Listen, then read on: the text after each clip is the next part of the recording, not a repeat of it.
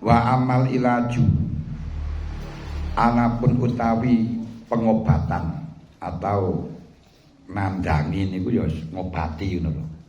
Ngobati sombong. Al amaliu kang bangsa amalia kang bangsa terapi. Kang bangsa terapi. Kalau tadi pengobatan secara ilmiah, sekarang pengobatan yang secara terapi. Apa pengobatan yang secara terapi? Wawa utawi al ilaj at-terapi al amali iku atawadu, merasalah rendah lillah krana Gusti Allah, merasa rendah di hadapan Allah karena Allah. Dari sini kita diperintahkan untuk sholat dalam satu hari minimal 5 kali, yang sujudnya setiap satu rakaat 2 kali. Berarti selama 17 rakaat 34 sujudan. Di dalam sujud itu ajaran kita untuk ibadah kepada Allah, yu'allimul kitabah, yang tidak bisa ditawar dan tidak bisa digantikan dengan yang lain. Walaupun menurut Abu Hanifah sujud syukur, sujud tilawah itu bisa diganti dengan ruku, karena Allah Ta'ala mengungkapkan sujud kadang dengan farka'u ma'aroki wasjudu ma'asajidi, sama antara ruku dan sujud. Namun ketika kita sudah mengetahui tentang perintah itu sebagai ibadah, sujud itu ibadah, dari sisi kitab perlu ditingkatkan dengan wal hikmata. Tidak hanya yu'allimul kitabah, tapi wal hikmah. Kita kaji hikmahnya. Apa hikmahnya kita diperintahkan sujud? Yaitu untuk mengungkapkan rasa rendah kita di hadapan Allah, rasa hina kita di hadapan Allah, rasa asor kita di hadapan Allah. Nah,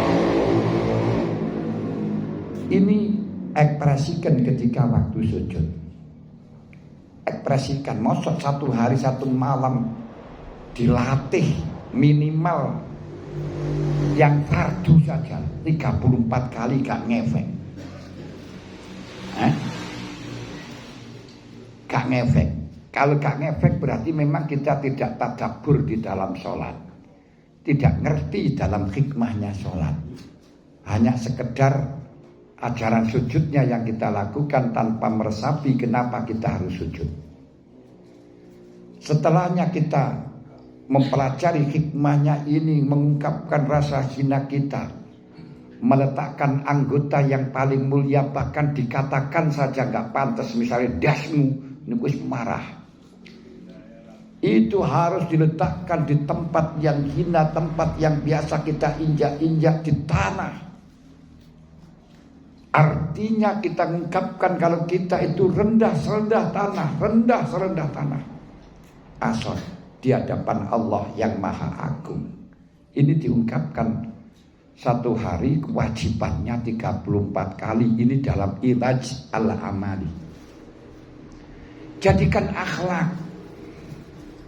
Hikmah ini jadikan akhlak per detik, per jam, di mana saja, kapan saja, bersama siapa saja.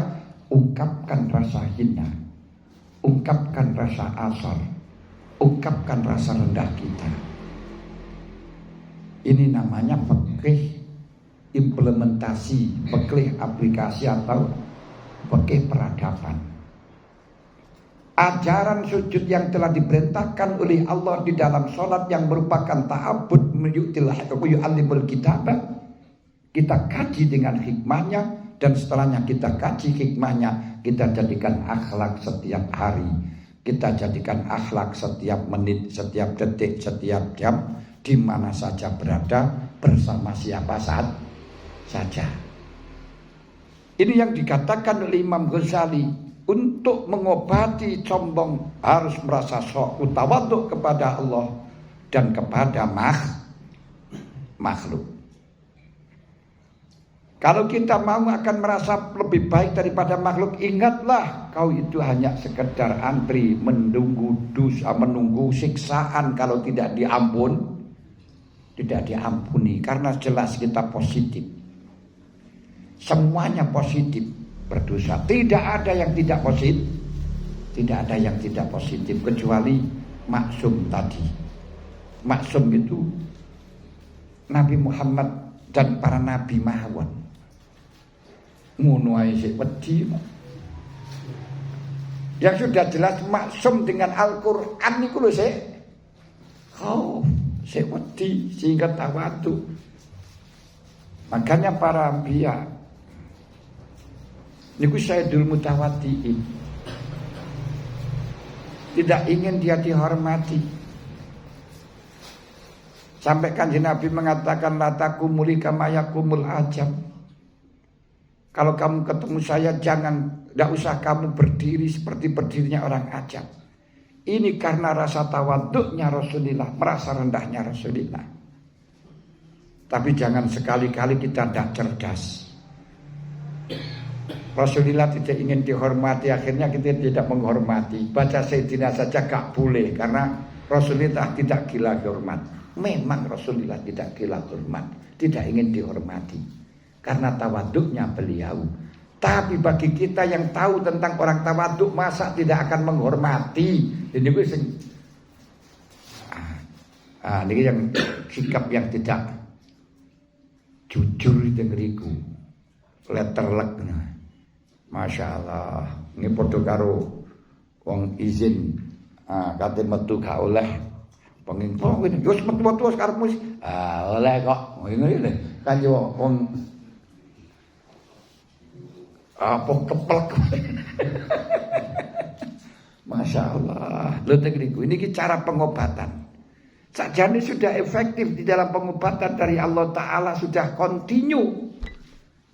Apalagi nanti ditambah dengan salat rawatibnya, apalagi ditambah dengan tahajudnya. Sayang 1000 sayang, kita hanya ta'abudnya yang kita lakukan, tapi tidak ada alimul kitab wal hikmah. Hikmahnya tidak pernah kita pikirkan. Padahal kalau kita tidak tadabbur, tidak ingat bahwa kita sujud itu adalah menampakkan rasa rendahkan kita, sehingga mengatakan subhana rabbiyal a'la wa bihamdi, gak diterima sholati. Karena inna la yaqbalu min sholati ahadikum sudusa wala usrahu wa inna ma yataqabbalu ma yata'aqbalu minhu. Yang kamu rasa ingat, sadar bahwa kamu merasa rendah di hadapannya. Luniku, Masya Allah, kalau gini terus lebih parah lagi bagian. Parahnya dosanya sudah, kita di dalam melaksanakannya tidak pernah merasakan isi, tidak pernah tahu hikmahnya, apalagi meresapi menjadikan akhlak. Hikmahnya nggak tahu. Kalau kita tahu hikmahnya melakukan semacam itu, masa 1 hari 34 kali tidak ada efek, masih merasa sombong? Makanya disebutkan dengan kata khuliqal insanu halu'a idza massahu syarru jazua wa idza massal khairu manua illa musallina alladzina hum fi salatihim daimun. Salat daimnya itu ya, salat diantaranya kita selalu berakhlak, merasa rendah di hadapan Allah. Ini kita selalu sujud, karena maksudnya sujud itu adalah ungkapan dari rasa rendah. Ngono yo sik sombong, sik ngremehno wong. Masya Allah. Padahal kalau kita sombong, efeknya apa? Bahayanya apa? Kita sudah masuk surga saja seperti iblis, dikeluarkan dari surga walaupun ahli ibadah, walaupun ahli ilmu, karena sombong. Demi kita sih wani sombong. Nikah Ya Allah kok iso ya. Kadang-kadang kita heran kok iso ya. Latihan bendino ping sakmono lho gitu lho. Kok ora iso ngefek kok sik pangkas sombong. Ya Allah, niki lek didelok ngono ati kita niku qasat kulubum bayakal hijarati aw asadu qaswah. Dilatih sing wajib 34 kali. Ngono kok orang ngefek ini lho. Kan yo minal jadukin to. Minal kebalin. Ya Allah. Kadang mikir awake dhewe niki piye to. Kok ya atose kok temenanan ngoten lho. Jadi masuk akal mboten. Sedina sewengi latihan ping 34 sing wajib, tapi gak ngefek. Ngono iku mari salat niku to langsung gojroki kancane ngenyek kancane. Astagfirullahalazim.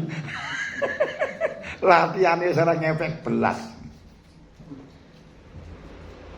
Lho teng mriki ya Allah. Walisailul khalqi bil muwadzabati lan iki lho kelawan ngajeki ala akhlakil mutawaddiina ing atase akhlaki pira-pira wong kang tawadhu. Jadi dalam ajaran sujud untuk mengungkapkan tazallul tawadhu di hadapan Allah, jadikanlah akhlak. Terus jadikan akhlak. Akhlak itu apa? Hayatun rasikotun tasdur minal af'al bisunatin mayusrin bila raibin alafikin. Sehingga terjadilah refleksi dari diri kita. Rasa rendah tanpa harus mikir, tanpa harus angen-angen maneh. Angen-angennya mikiri sakniki-niki dalam ngaji. Terus perharinya langsung refleks, iya aku iki wong asal, iya aku iki ahli neraka. Ahli neraka, kita semuanya itu ahli neraka. Illa ayyak fuwallahul karim bifadlih. Tapi ngono niku ma'asak. Aduh, Masya Allah. Wa ala syakin minal afwi. Masih diragukan.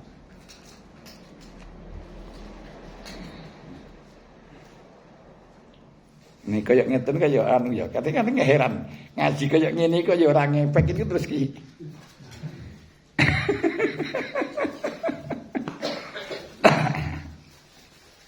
Imam Ghazali lek ngonceki lek nguliti niku jen. Sebabane sangke empot-empote niku punan. Kama wasofnahu kaya oleh nyifati ingsun ing ma wa hakaina hulan ngeriwayataken ingsun ing ma min akhwali solihina saking pira-pira penggawean solihin wa min akhwali Rasulillah sallallahu alaihi wasallam lan saking tingkai Rasulillah tawaduknya Rasulillah sallallahu alaihi wasallam.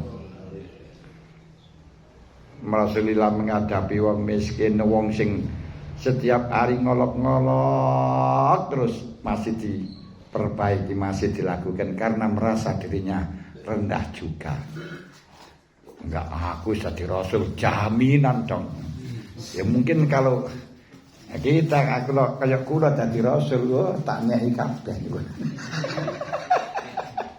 Aku wis ana jaminan ayat kuwi opo? Dene ngono. Tapi ora ana jaminane sik kemlinti kaya ngene. Sik kemlelet, apa maneh sik enek jaminan masyaallah. Kata annahu kana sampai kata annahu sehingga ana sapa Kanjeng Nabi ku kana ana sapa Kanjeng Nabi ku yakulu dahar sapa Kanjeng Nabi alal ardi ngatasi bumi ndure bumi sampai Kanjeng Nabi ku dahar daharane niku dadi di atase bumi wayak takilu syad dan sampai napa niku ngrokoti niki napa lek kita cukup anu balung di sesepi di anu iki lho. Ya, dilatih ngoten lho. Niku Kanjeng Nabi kaya ngoten. Tawadhuke. Adi sampai balunge wedhus niku dipun anu. Terus wayak takilu syat Kanjeng Nabi nggih nancang wedhus. nuntun wedhus wa yujibu da'watal mamlu ala khubzi sa'ir. Tawaduknya Rasulullah diundang oleh seorang budak untuk makan hanya roti niku lho rawuh Kanjeng Nabi. Ya kula ora kere ya rugi. Ronoe transporte piro. Ger paling soto ayam. Lha Kanjeng Nabi niku diundang hanya khubzin syair. Roti gandum sing ngundang niku mamluk niku budak. Rawuh Kanjeng Nabi. Makan di atas jagane dhuwure bumi niki ora terus jagane meja niku mboten. Masyaallah. Loh, coba kita tiru kaya ngoten.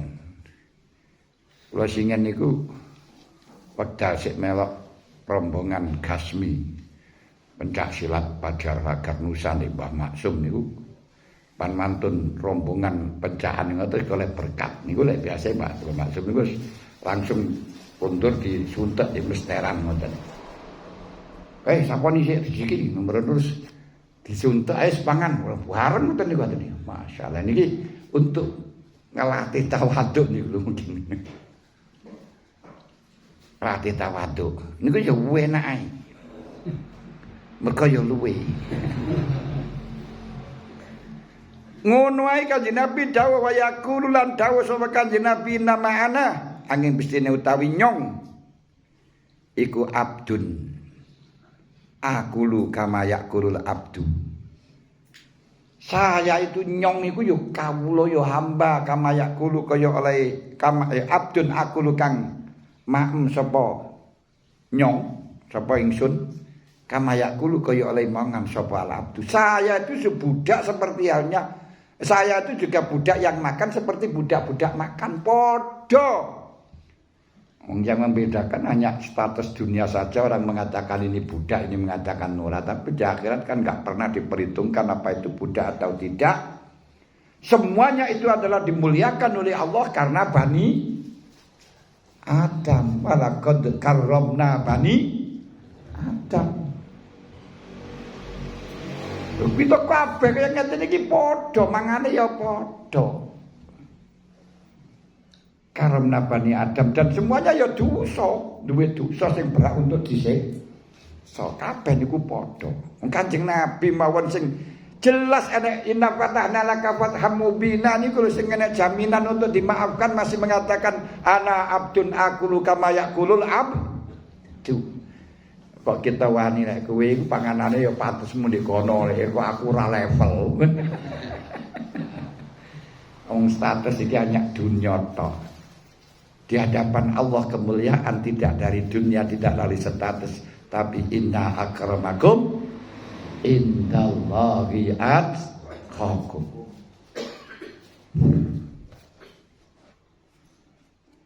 Wayak balulan beriwak apa nih wakila mau gini. Wakilali Sulaiman wakilalan den dawaken li Salman Al-Farisi niki kedue Salman Al-Farisi seorang